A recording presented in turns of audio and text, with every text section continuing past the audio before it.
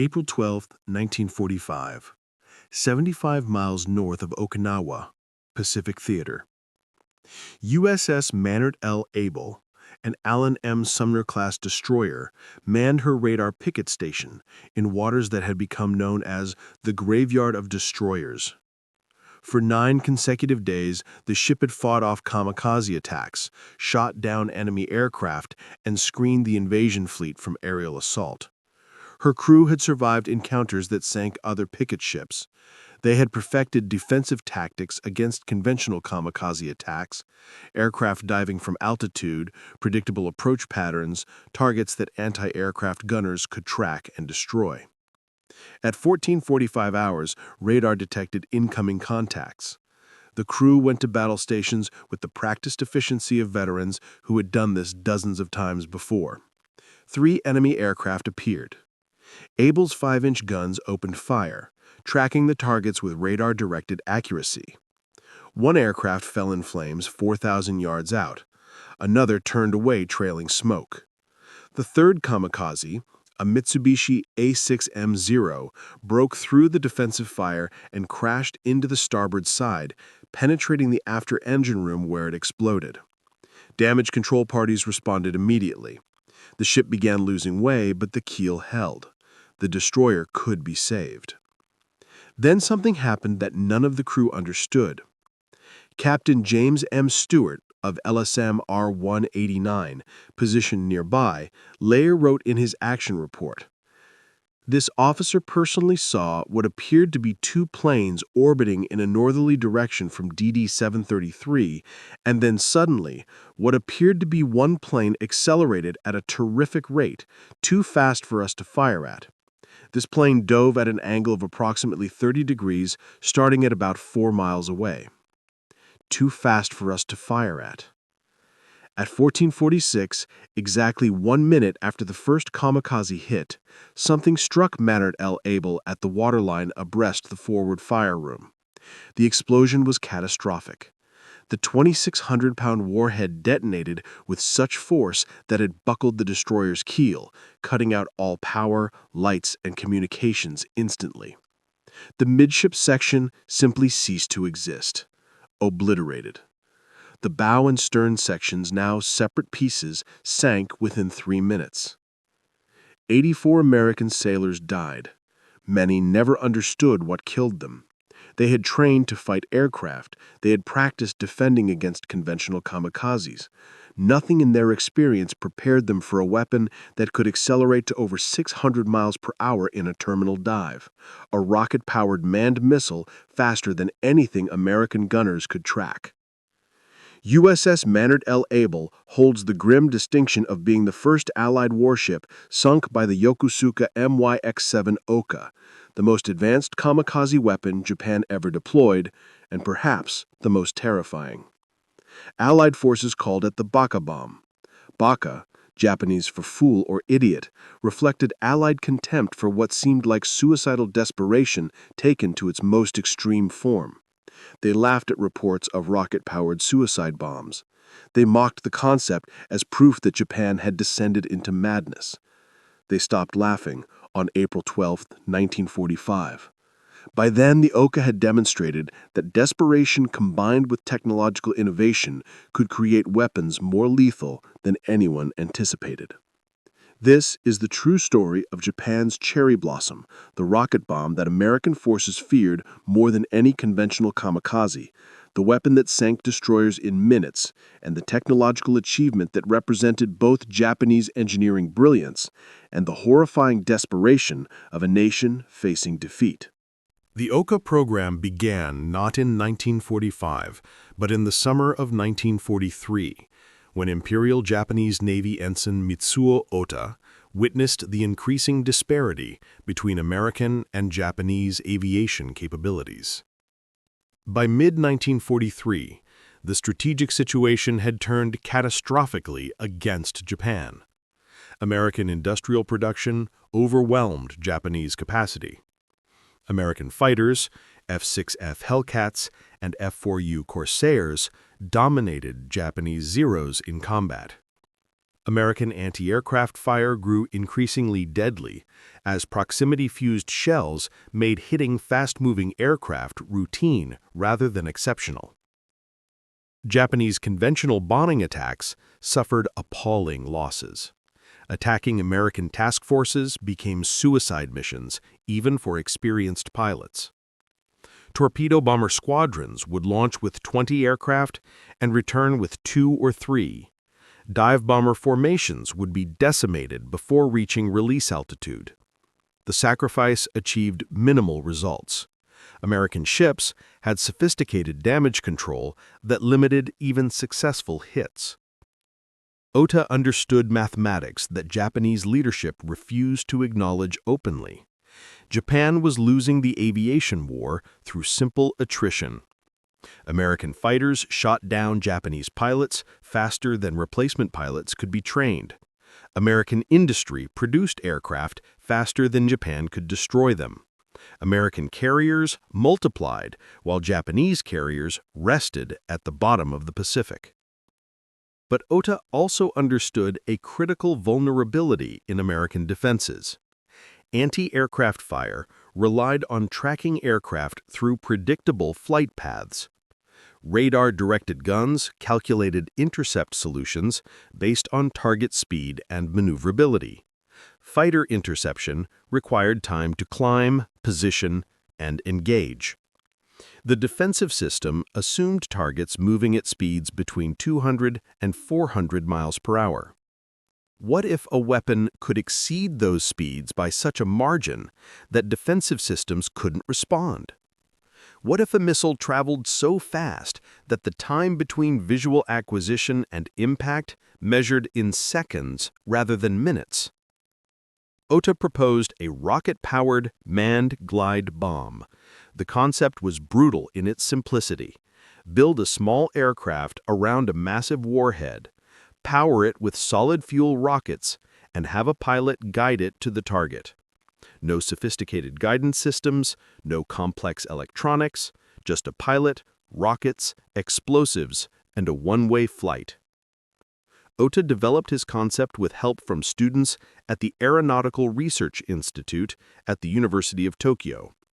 Together, they produced design sketches showing a small, aerodynamically clean aircraft with stubby wings, minimal control surfaces, and rocket motors in the tail. The warhead would occupy the entire nose section. The pilot would sit in a cramped cockpit with simple flight controls and no possibility of escape. In late 1943, Ota submitted his proposal to the Yokosuka Naval Air Technical Arsenal, the Japanese Navy's primary research and development facility. Initially, officials rejected the concept. The idea seemed too extreme even for an increasingly desperate military. Japanese military culture embraced sacrifice, but deliberately designing single-use suicide weapons crossed a psychological boundary that many officers found unacceptable. But by mid-1944, the strategic situation had deteriorated so catastrophically that no option could be dismissed. The decisive Battle of the Philippine Sea in June 1944, the Great Marianas Turkey Shoot, cost Japan 600 aircraft and 3 carriers. The pilots lost represented irreplaceable combat experience. Japan could no longer sustain conventional operations against American task forces. In August 1944, Yokosuka Arsenal received orders to develop Oka's rocket bomb for operational deployment. The program received the designation MXY-7. The name Ohka, cherry blossom, referenced the iconic Japanese flower that blooms brilliantly before falling. The symbolism was deliberate. Like cherry blossoms, Ohka pilots would have their moment of glory before death claimed them. The Yokosuka MXY-7 Ohka Model 11, the only version to see combat, represented austere engineering focused entirely on a single mission, delivering 1,200 kilograms of high explosives to an American warship at speeds conventional weapons couldn't achieve. Physical specifications. The Ohka measured 6.07 meters long with a wingspan of 5.12 meters, roughly the size of a large automobile. Empty weight was only 440 kilograms. Loaded with warhead, fuel, and pilot, total weight reached 2,140 kilograms. Propulsion. 3 Type 4 Mark I Model 20 solid-fuel rocket motors provided thrust. Each rocket generated 800 pounds of thrust, 2,400 pounds total.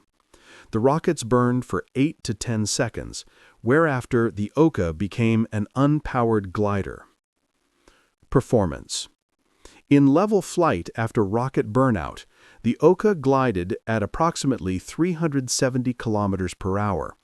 During the terminal dive with rockets firing, speed exceeded 650 kilometers per hour, and some sources claim speeds approaching 1,000 kilometers per hour in near vertical dives.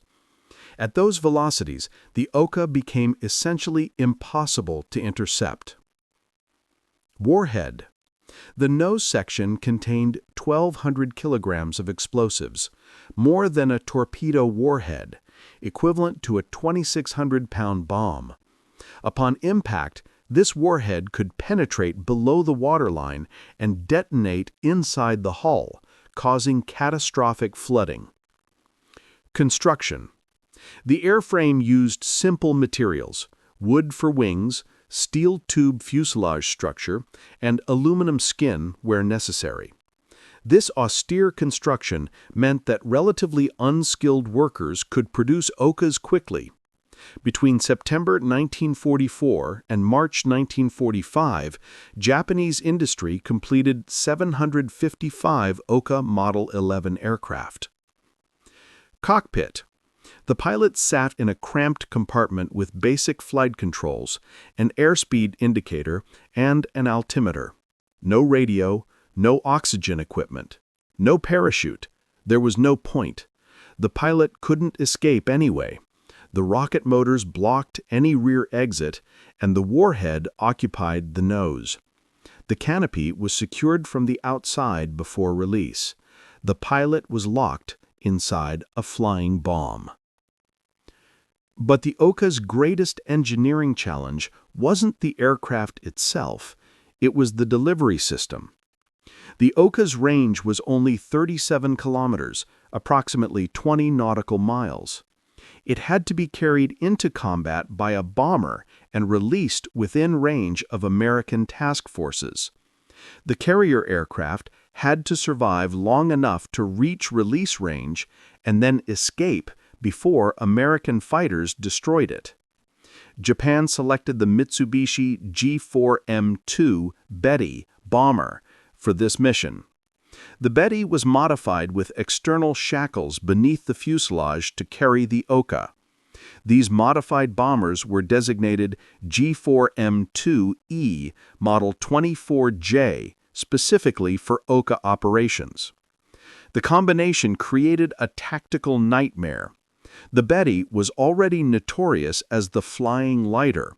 Its unprotected fuel tanks made it exceptionally vulnerable to fighter attack. Adding a 2,140-kilogram Ohka beneath the fuselage reduced speed, increased fuel consumption, and made the bomber even more vulnerable. Betty crews called Ohka missions certain death assignments. Despite these limitations, the design had achieved its goal, creating a weapon that, if it reached attack range, was virtually unstoppable. March 21, 1945, Kanoya Air Base, Kyushu, Japan. 18 Mitsubishi G4M Betty bombers sat on the runway, each carrying an Ohka beneath its fuselage. The 721st Naval Air Group, nicknamed Jinrai Butai, Thunder God's Corps, prepared for the first operational Ohka mission. 16 Bettys would carry Ohkas. 2 would fly as observers without the suicide bombs, documenting results and returning with intelligence. 55 fighter escorts, Mitsubishi A6M Zeros, would provide protection during the approach. The target, American task forces off Okinawa. Intelligence indicated multiple carriers, battleships, and cruisers operating approximately 320 kilometers south of Kyushu. If the Thunder Gods reached release range, they would strike the most devastating blow against American naval power since Pearl Harbor. The Ohka pilots had volunteered for the mission. That fact deserves emphasis. These were volunteers, not men forced into suicide missions. Japanese military culture made such volunteers abundant. The honor of being selected for the Thunder Gods Corps was genuine, not coerced. Lieutenant Commander Goro Nonaka led the mission. An experienced pilot with multiple combat tours, Nonaka understood they were unlikely to return. The Betty's performance with an Ohka attached was so degraded that American fighters would have significant speed and maneuverability advantages. Even with fighter escort, the odds of reaching release range seemed poor. But orders were orders, duty was duty. Honor demanded the attempt. At 11:25 hours, the formation took off. The Bettys struggled into the air, their engines straining under the weight of the Ohkas. The fighters took positions around the bombers, and the formation turned south toward Okinawa. At approximately 1400 hours, American radar detected the incoming formation. Combat air patrol fighters from carriers Enterprise, Essex, Hornet, and Wasp scrambled to intercept, approximately 50 F-6F Hellcats and F-4U Corsairs. What followed was slaughter. The American fighters tore into the formation with overwhelming firepower and superior speed. The Bettys, already slow and vulnerable, became helpless targets with Ohkas attached. The Zero escorts fought desperately, but were outnumbered and outperformed. One by one, the Bettys exploded or fell in flames into the Pacific. Some Ohka pilots, realizing the mission was doomed and their carriers were being destroyed, attempted to release their bombs and make attacks on American ships. But they were too far away. The Ohka's 37-kilometer range made attacks from extreme distance impossible. Those who released early simply glided into the ocean, achieving nothing. Within 30 minutes, all 16 Ohka-carrying Bettys were destroyed. 32 pilots, 16 Betty crew pairs, and 16 Ohka pilots died without delivering a single attack. Only the 2 observer Bettys and a handful of fighters survived to return to Kyushu. The Thunder Gods' first mission was an unmitigated disaster. The concept had been validated. The Ohka could theoretically work, but the tactical problem remained unsolved. How do you deliver a short-range weapon into attack range when the carrier aircraft is so vulnerable? Japanese commanders studied the failure and reached grim conclusions.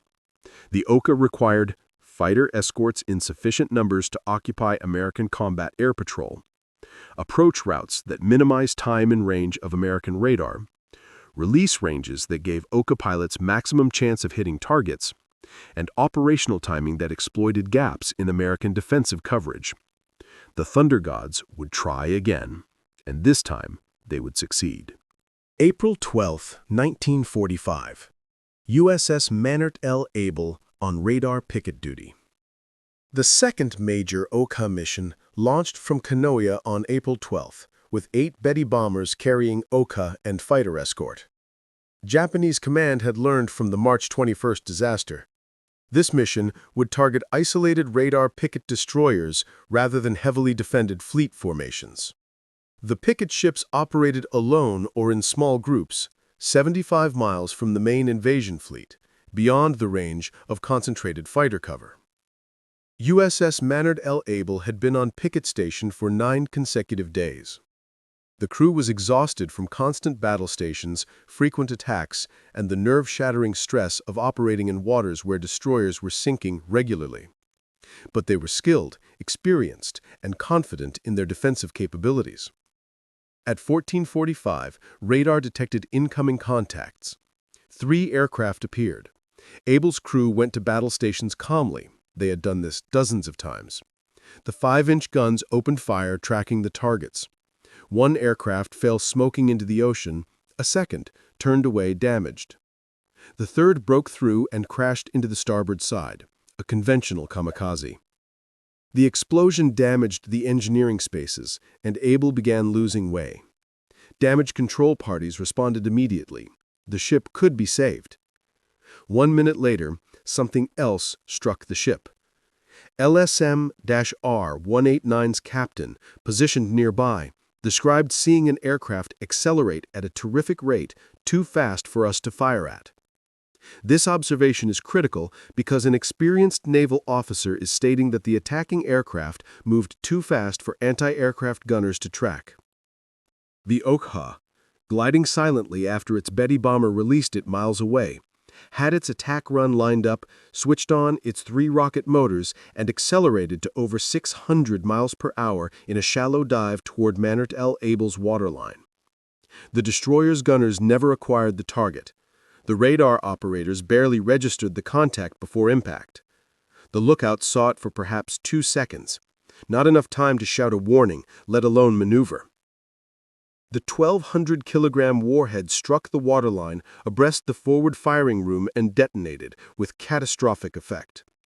The explosion was so violent that it literally obliterated the midship section. The keel buckled. The destroyer broke in two. All power ceased instantly. Communications died. The bow and stern sections, now separate pieces, sank in 3 minutes. Survivors who made it into the water found themselves under attack from remaining Japanese aircraft strafing and bombing the struggling men. LSM-R-189 and LSM-R-190 fought off the attacks and rescued survivors, but 84 American sailors died.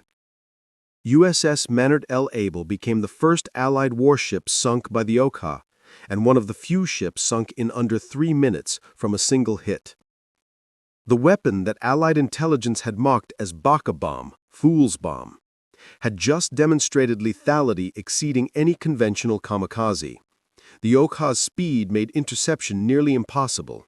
Its massive warhead ensured that any hit would be catastrophic, and its pilot-guided precision meant that hits were far more likely than with conventional bombs or torpedoes.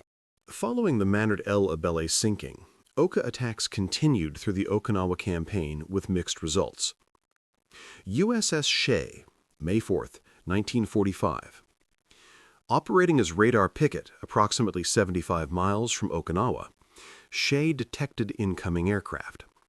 The ship's action log recorded, "The Baka, which are 20 feet long, have a wingspan of 16 feet, and reportedly travel at 630 miles an hour, came in so quickly that Shea gunners did not have a chance to intercept it. Only 5 seconds after the rocket was sighted coming out of the mist, the crash occurred."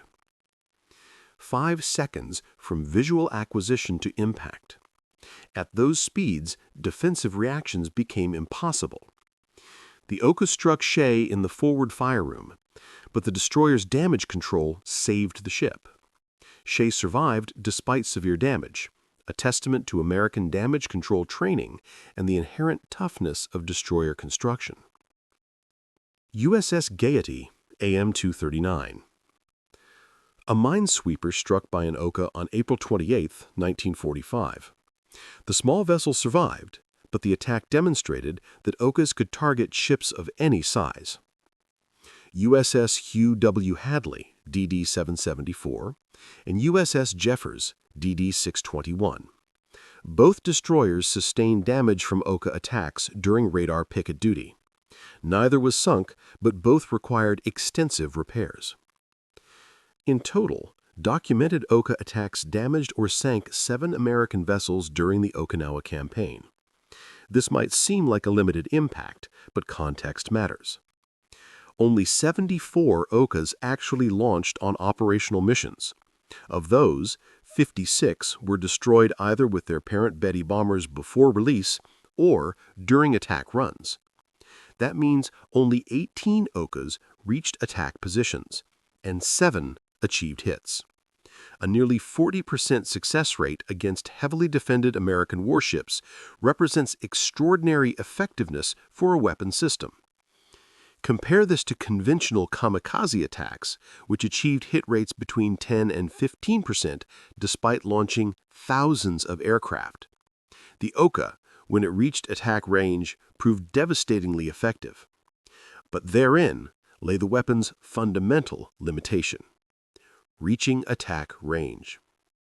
The Ohka's greatest weakness wasn't the weapon itself, it was the Betty bomber required to carry it. American combat air patrol tactics evolved specifically to counter Ohka threats. Radar operators learned to identify Ohka-carrying Bettys. They flew slower and lower than conventional bombers due to the external load. Once identified, fighters would prioritize those Bettys for destruction. The statistics are stark. Of the approximately 300 Ohkas produced for Okinawa operations, only 74 launched from Betty bombers. The rest were either destroyed on the ground by American bombing raids or lost when their carrier Bettys were shot down before reaching release range. American pilots developed specific tactics for engaging Ohka-carrying Bettys. 1. Attack from below and behind where the suspended Ohka blocked defensive fire. 2. Target engines first to reduce speed and prevent escape. 3. If the Betty released the Ohka prematurely, ignore it. The glide range was too short to threaten ships. 4. If the Ohka released near ships, immediately radio warnings to surface vessels. These tactics proved devastatingly effective. Betty losses on Ohka missions approached 100% for bombers that penetrated American fighter screens.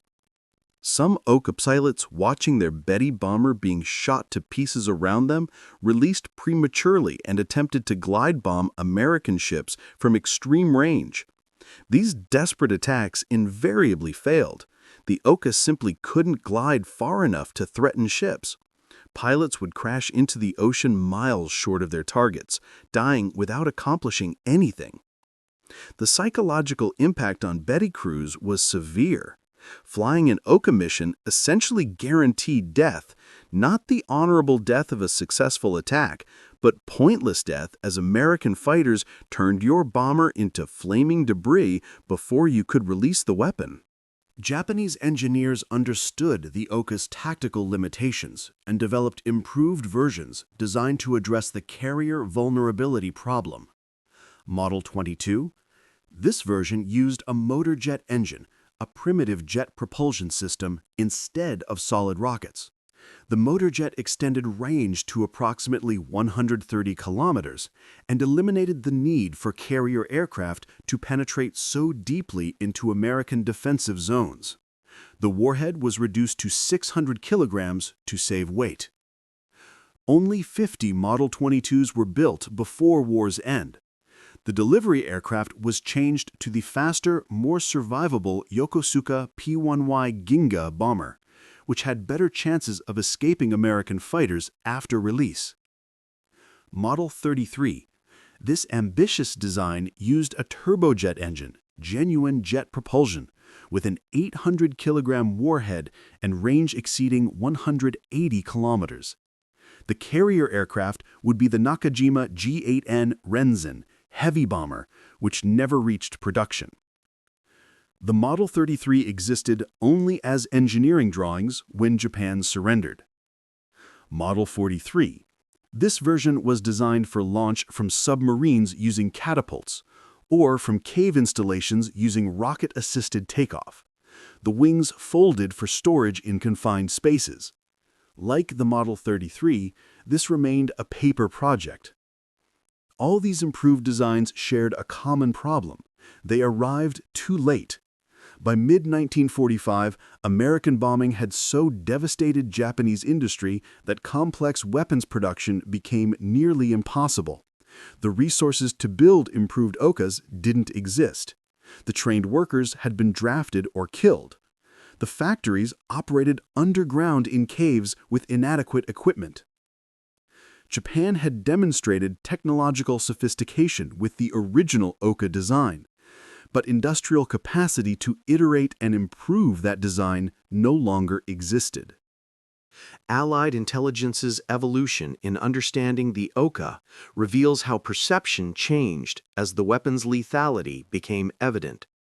Early intelligence reports from early 1945, when captured Ohkas were first examined on Okinawa, reflected dismissive attitudes. Intelligence officers called them Baka Bombs, fool's bombs, reflecting contempt for the suicidal nature of the weapon. Reports emphasized the crude construction, the cramped cockpit, and the one-way nature of the mission as evidence of Japanese desperation and irrationality. But after April 12th, after Mannert L. Abele sank in 3 minutes, the tone changed dramatically. Technical intelligence reports from late April 1945 analyzed the Ohka with professional respect. The Yokosuka MXY-7 represents a weapons system of extreme lethality when employed under optimal conditions. Terminal velocity exceeds 600 miles per hour, making interception nearly impossible once the weapon enters its attack dive. The 2,600-pound warhead ensures catastrophic damage to any vessel struck below the waterline. Pilot guidance provides precision exceeding any bomb or torpedo currently deployed by either side. The reports no longer used the term Baka. Instead, they referred to suicide rockets or manned bombs with clinical detachment that acknowledged the weapon's effectiveness. Tactical directives issued to surface vessels operating off Okinawa reflected growing concern. Ships on radar picket duty should assume that any low-flying bomber contacts are potential Ohka carriers. Immediate fighter interception is mandatory. If Ohkas are released, evasive maneuvers are unlikely to succeed due to weapon speed. All vessels should maintain maximum readiness for sudden attack with minimal warning. The psychological impact on American sailors was significant. Conventional kamikaze attacks, while terrifying, at least provided some warning. Radar would detect approaching aircraft. Gunners could track targets and fire defensively. Pilots could take evasive action. The Ohka provided none of these comforts. It appeared suddenly, accelerated faster than gunners could track, and struck within seconds of visual acquisition. Survivors from Mannert L. Abele described the attack as like being hit by lightning, something you couldn't see coming, couldn't defend against, couldn't survive through skill or training. That helplessness created deep psychological stress among crews on radar picket duty. The assignment, already one of the most dangerous in the Pacific War, became even more harrowing after sailors understood they might face weapons traveling too fast to intercept. Post-war analysis of the Ohka program reveals a weapon whose tactical effectiveness far exceeded its strategic impact.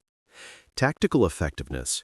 When Ohkas reached attack positions, they were devastatingly effective. The nearly 40% hit rate against defended targets exceeded any other Japanese air-delivered weapon. The massive warhead ensured that hits caused catastrophic damage. Ships struck by Ohkas either sank quickly or required months of repairs. Strategic limitations. Only 74 Ohkas launched operationally, only 18 reached attack positions, 7 achieved hits, 1 ship sank. These numbers are too small to affect campaign outcomes. The Okinawa invasion proceeded successfully despite Ohka attacks. American task forces continued operations normally. The fundamental problem was delivery vulnerability. The Ohka's short range required carrier aircraft to penetrate American fighter screens, and those carrier aircraft couldn't survive the penetration. Even when Betties launched Ohka successfully, American fighters would often shoot down the now vulnerable bombers seconds after release. Compare this to the V-1 Buzz Bomb Germany deployed against England.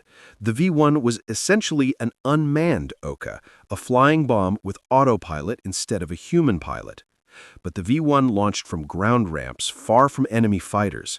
Launch facilities could be hardened, dispersed, and rebuilt after bombing. The V-1 could achieve strategic impact through volume. Thousands launched despite significant interception rates. The Ohka required vulnerable carrier aircraft that couldn't be replaced after losses. Once American fighters destroyed the Betty bombers, the Ohka threat diminished regardless of how effective the weapon itself might be. 74 Ohka pilots launched on operational missions. None returned. All died either when their Betty carriers were shot down or during their attack runs. These weren't desperate conscripts forced into suicide missions. They were volunteers. Many were experienced pilots who understood they were trading their lives for a chance to strike American ships. Japanese military culture made such sacrifice not just acceptable, but honorable. But understanding their cultural context doesn't diminish the tragedy. These were young men, most in their early 20s, who climbed into cramped cockpits, had the canopy locked from outside, and rode beneath Betty bombers knowing they would never land, never see their families again, never have futures beyond the next few hours. Some died without ever releasing from their carriers. American fighters would destroy the Betty before reaching release range, and the Ohka pilot would simply fall into the ocean, locked inside his weapon, dying without accomplishing anything. Others released successfully, but found themselves too far from targets. They would glide toward American ships that grew no closer, engines silent, until the ocean rose up and killed them. A fortunate few actually reached targets and achieved successful attacks, dying in the moment of impact, their sacrifice validated by the explosions that tore through American destroyers. The psychological preparation for such missions remains difficult for Western minds to comprehend. Ohka pilots wrote farewell letters to their families. They performed ceremonial rituals before missions. They accepted death not with resignation, but with a sense of purpose that their culture reinforced. One Ohka pilot's letter, recovered after the war, expressed sentiments common among Thunder God's volunteers. "I am honored to give my life for the Emperor and for Japan. My death will not be meaningless. American ships will sink. American sailors will die. My sacrifice will help protect Japan from invasion. This is how I wish to be remembered, not as a victim, but as a weapon." That letter ended with a request that his mother not mourn. Instead, she should feel pride that her son served honorably. These cultural perspectives don't make the waste any less tragic. 74 skilled pilots died in Ohka attacks. Many more died when their training aircraft crashed. The Ohka Model 11 had no engines for practice flights, so Japan built training gliders, MXY-7K1, that student pilots flew to learn handling characteristics. Those gliders killed numerous trainees in accidents. The total human cost, Ohka pilots, Betty crews, fighter escorts, ran to hundreds of trained aviators Japan could not replace. The name Baka Bomb, Fool's Bomb, represented Allied mockery of what seemed like desperate insanity. How foolish do you have to be to climb into a rocket-powered bomb with no way out? But the mockery ended on April 12, 1945, when USS Mannert L broke in two and sank in 3 minutes, killing 84 American sailors who never understood what hit them. The Ohka wasn't foolish. It was terrifying. It was effective. It was the logical endpoint of kamikaze warfare, a weapon that eliminated every inefficiency, every waste, every element that didn't directly contribute to destroying the target. Conventional kamikaze aircraft carried fuel for the return journey they would never make. Waste. They had landing gear they would never use. Waste. They had defensive armament that served no purpose on a one-way mission. Waste. The Ohka eliminated all waste. It was an engine, explosives, minimal airframe, and a pilot. Nothing more. Nothing wasted. That austere efficiency made it lethal in ways conventional kamikazes could never match. The speed, the precision, the massive warhead, All these stemmed from the single-minded focus on one mission: strike and destroy. American forces stopped laughing about Baka bombs after April 1945. Intelligence reports stopped using the dismissive term. Tactical directives treated Ohka threats with grim seriousness. Sailors on radar picket duty prayed they wouldn't face the rocket bombs that struck faster than human reflexes could respond.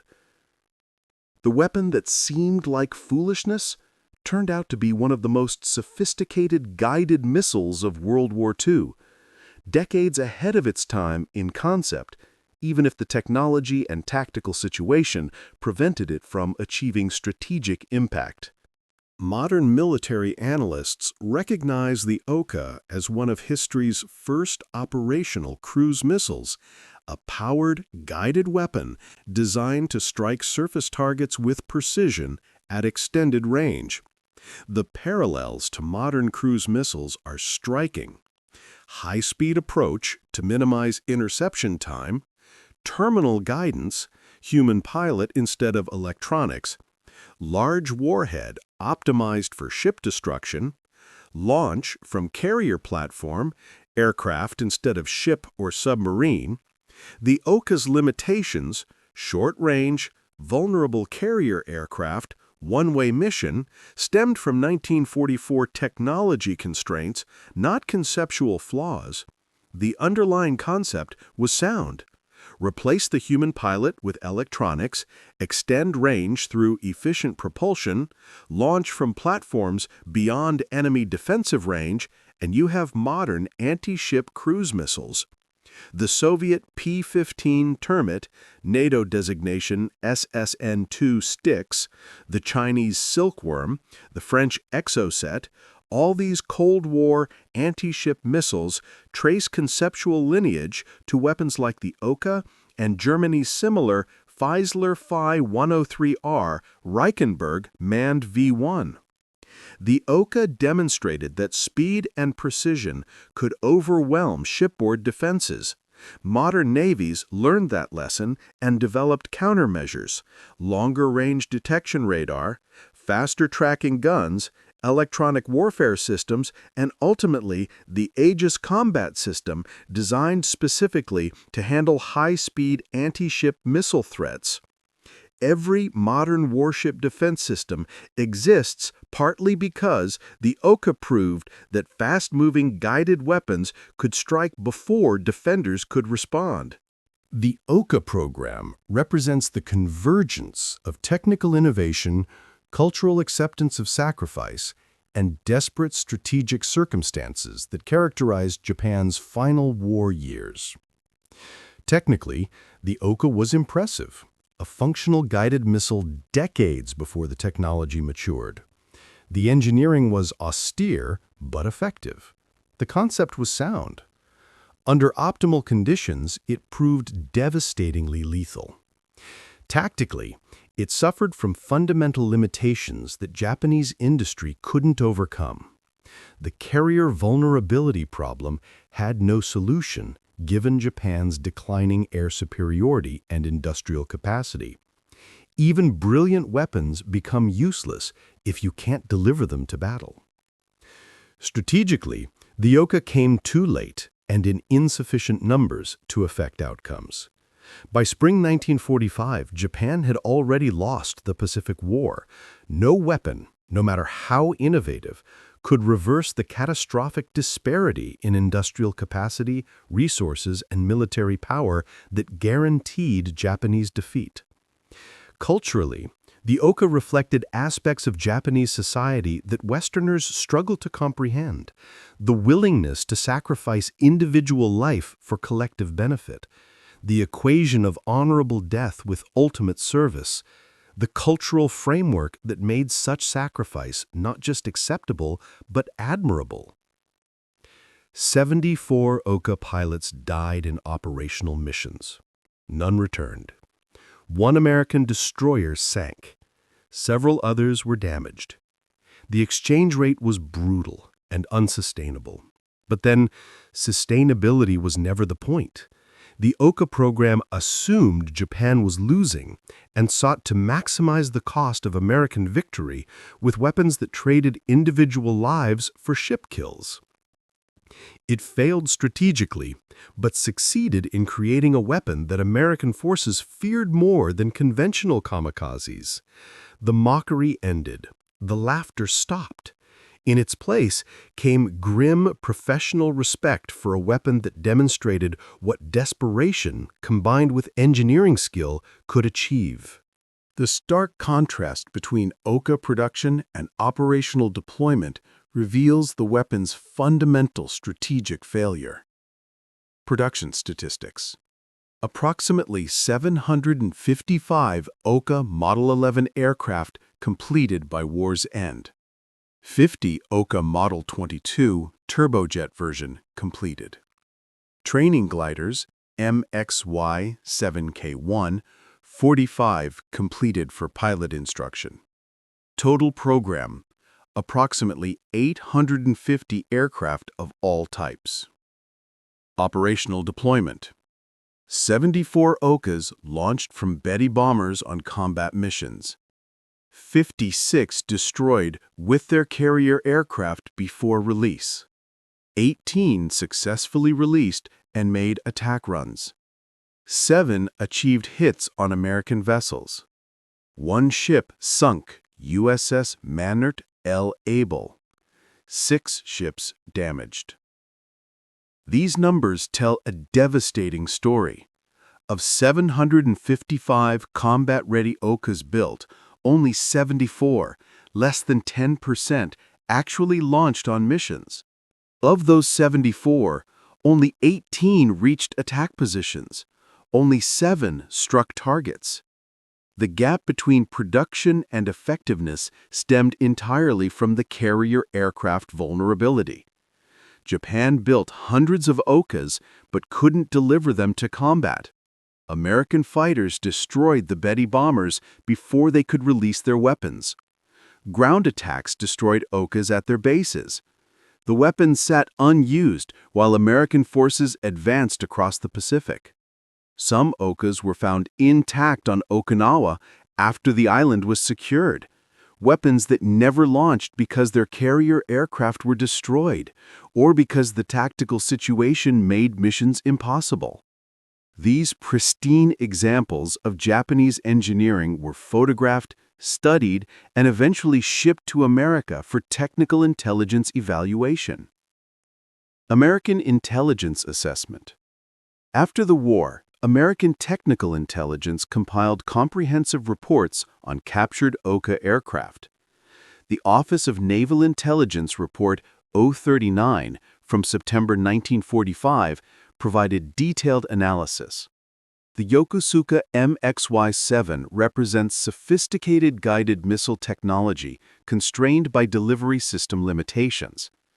The weapon itself demonstrates advanced understanding of aerodynamics, propulsion, and warhead optimization. Terminal velocity exceeding 600 miles per hour places it among the fastest aircraft-deployed weapons of the war. The 2,600-pound warhead ensures catastrophic damage on impact. Pilot guidance provides precision exceeding any contemporary bomb or torpedo.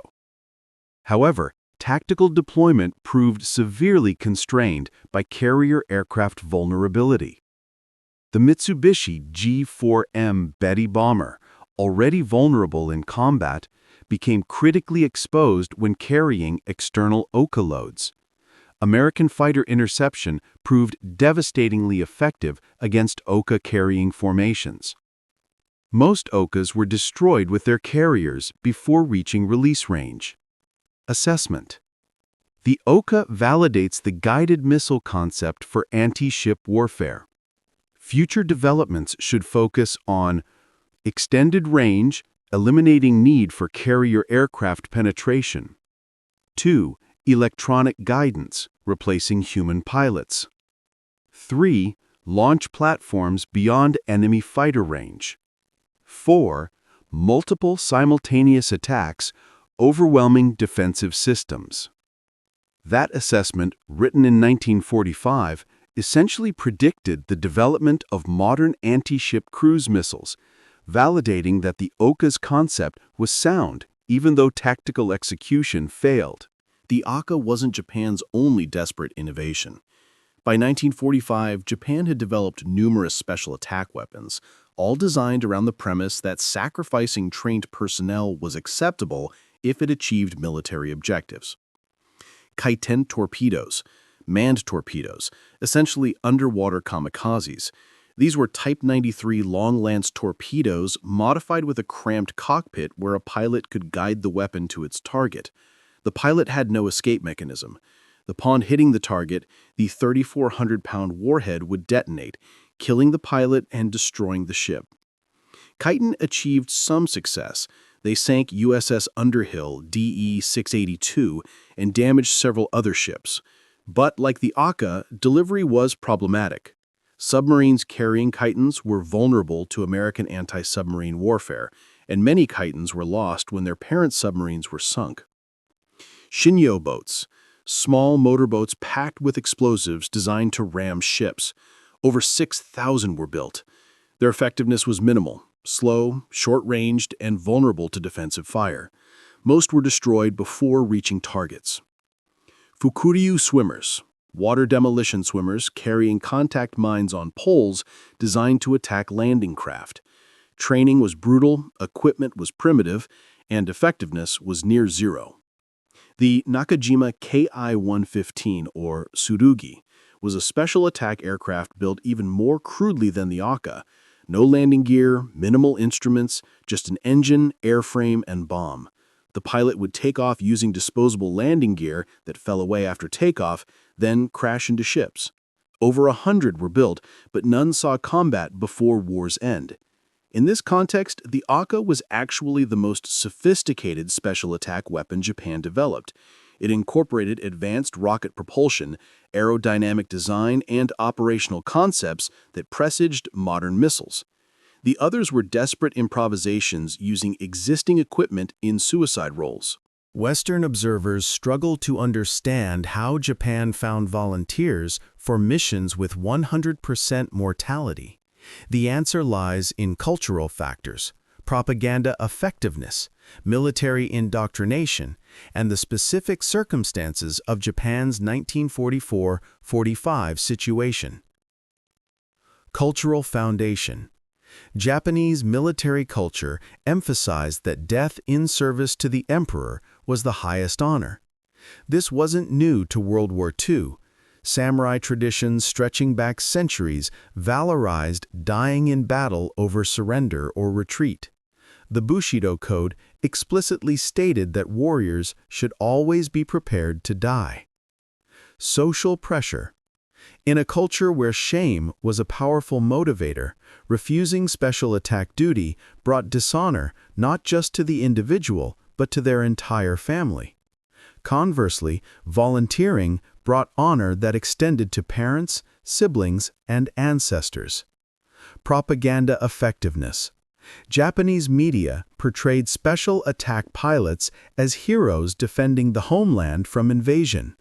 Film, radio, and newspapers celebrated Thundergods as spiritual warriors whose sacrifice would preserve Japan. Young men grew up internalizing these messages. Strategic context.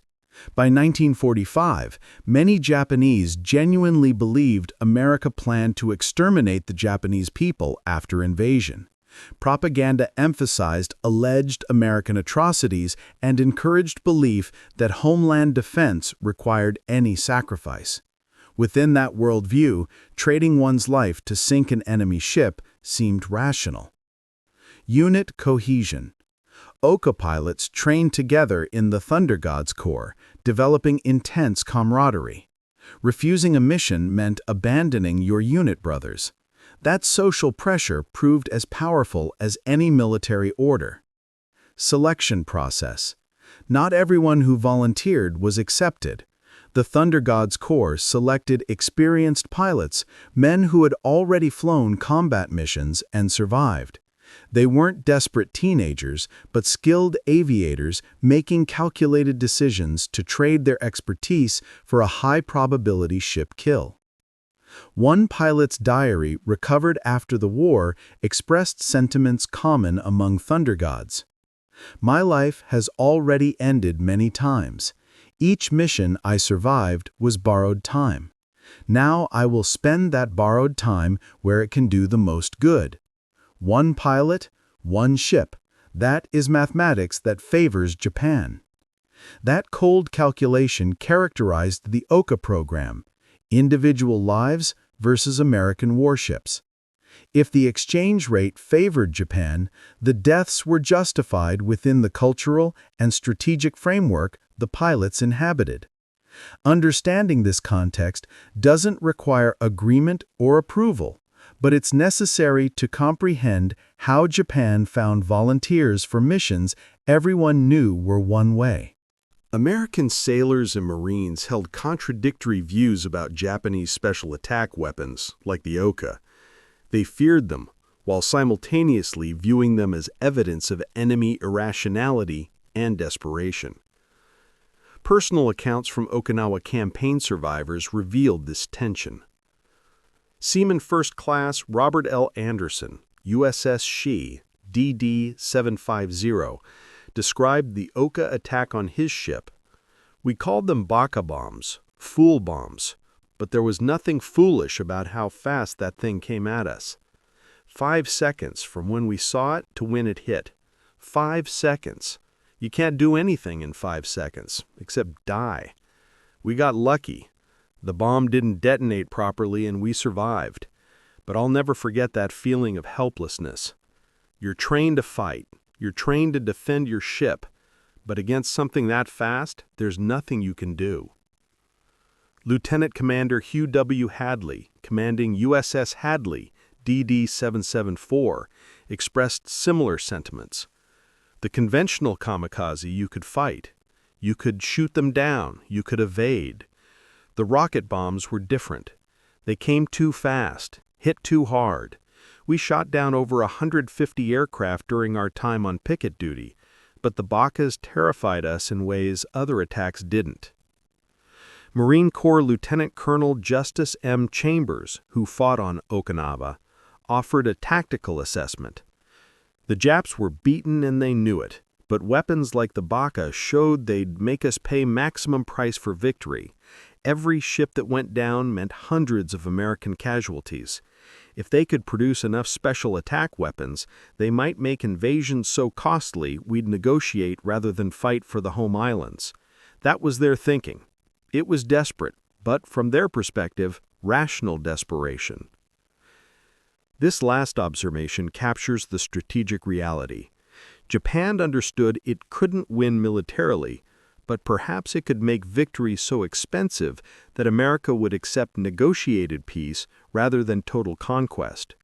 Special attack weapons, Ohkas, Kaitens, conventional kamikazes were tools for maximizing the cost of American victory. That strategy failed. American leadership accepted casualties that would seem unthinkable today. The invasion of Okinawa cost 12,000 American dead and 38,000 wounded, and planners anticipated that invading Japan proper would cost 10 times that. They accepted those projections and prepared for invasion anyway. Japan's special attack weapons increased the butcher's bill, but couldn't change the fundamental strategic reality. America had overwhelming industrial, economic, and military superiority. Desperation weapons couldn't bridge that gap. Post-war American and Soviet missile developers studied captured Japanese special attack weapons extensively. The Ohka provided valuable lessons that influenced Cold War weapons development. Lesson 1. Speed provides survivability. The Ohka's 600-plus mile-per-hour terminal velocity made interception nearly impossible with 1940s technology. This validated speed as a critical parameter for anti-ship missiles. Cold War missiles like the Soviet P-15 Termit emphasized high subsonic or supersonic speeds specifically to minimize defensive reaction time. Lesson 2. Large warheads ensure kills. The Ohka's 2,600-pound warhead guaranteed catastrophic damage to any ship struck. Modern anti-ship missiles, the Exocet, Harpoon, and others, carry warheads in the 450 to 500-pound range, reflecting compromises between weight, range, and lethality. But they all learned from the Ohka that warhead size directly correlates with probability of kill. Lesson 3. Terminal guidance is critical. The Ohka's human pilot provided guidance superior to contemporary mechanical systems. This demonstrated that terminal guidance, whether human or electronic, dramatically increased hit probability. Modern missiles use radar, infrared, or GPS guidance to replicate the precision a human pilot provided. Lesson 4. Carrier vulnerability must be addressed. The Ohka's greatest weakness, vulnerable carrier aircraft, taught that anti-ship missiles must launch from beyond enemy fighter range. Modern missiles launch from ships, submarines, or aircraft operating beyond defensive engagement zones. The lesson was learned at the cost of hundreds of Japanese aircrew. The Ohka program ended in 1945, but its conceptual legacy continued through decades of missile development. Every anti-ship cruise missile traces partial lineage to the desperate Japanese innovation that proved guided weapons could strike ships faster than defenses could respond. In the final analysis, the Ohka program represents a case study in weapons that succeed tactically while failing strategically. Tactical success: 38.9% hit rate when reaching attack positions. Catastrophic damage from every hit. Interception nearly impossible at terminal velocity. Demonstrated guided missile concept validity. Strategic failure: only 74 of 755 built actually launched on missions. Carrier aircraft vulnerability prevented most missions. Too few ships sunk or damaged to affect campaign outcomes. Arrived too late to influence war's course. Resource investment produced minimal strategic return. The Ohka proved that Japan still possessed engineering talent and innovative thinking even in desperate circumstances. But talent and innovation couldn't overcome the strategic realities of 1945. Collapsed industrial capacity, air superiority lost, resources exhausted, and trained personnel irreplaceable. The weapon that American forces initially mocked as Baka Bomb turned out to be a sophisticated guided missile decades ahead of its time, but deployed too late in insufficient numbers with vulnerable delivery systems to achieve strategic impact. 74 Thunder Gods pilots died in Ohka attacks. Hundreds more Betty crewmen and fighter escorts died supporting those missions. One American destroyer sank. Several were damaged. The exchange rate was catastrophic for Japan, trading hundreds of irreplaceable trained aviators for damage that America's industrial might could repair within months. Yet the program continued to the bitter end. The last Ohka mission launched on June 22, 1945, less than 2 months before Japan's surrender. 8 Bettys carrying Ohkas attacked Allied ships off Okinawa. All were shot down by fighters. All Ohka pilots died without reaching targets. Why continue a program with such poor cost-effectiveness? Because Japan had no alternatives. Conventional bombing achieved even worse results. Kamikaze attacks were slightly more successful, but still suffered appalling loss rates. The Ohka at least offered a high probability of a hit if it reached attack range, even if reaching that range was nearly impossible. It was the logic of desperation. Keep trying anything that might work, because doing nothing guarantees defeat. Today, only a handful of Ohkas survive in museums around the world, silent witnesses to a desperate period of history. The National Air and Space Museum in Washington, D.C. displays an intact Ohka Model 11 captured on Okinawa. The placard describes it matter-of-factly. Rocket-powered kamikaze aircraft, maximum speed 650 miles per hour, warhead 2,600 pounds, range 23 miles, crew 1, survival rate 0. That final statistic captures everything about the weapon. Survival rate 0. Not an accident rate, not a combat loss rate. 0 by design. Every pilot who flew an Ohka died, either in combat or in training accidents. The weapon was a tomb with wings. Japanese museums treat the Ohka differently, not as evidence of madness, but as testament to the sacrifice of young men who gave everything for their country. The Yushukan Museum at Yasukuni Shrine in Tokyo displays an Ohka alongside portraits and personal effects of Thunder God's pilots, framing them as heroes rather than victims. These differing perspectives reflect ongoing debates about how to remember the Pacific War. Were special attack pilots heroes or victims?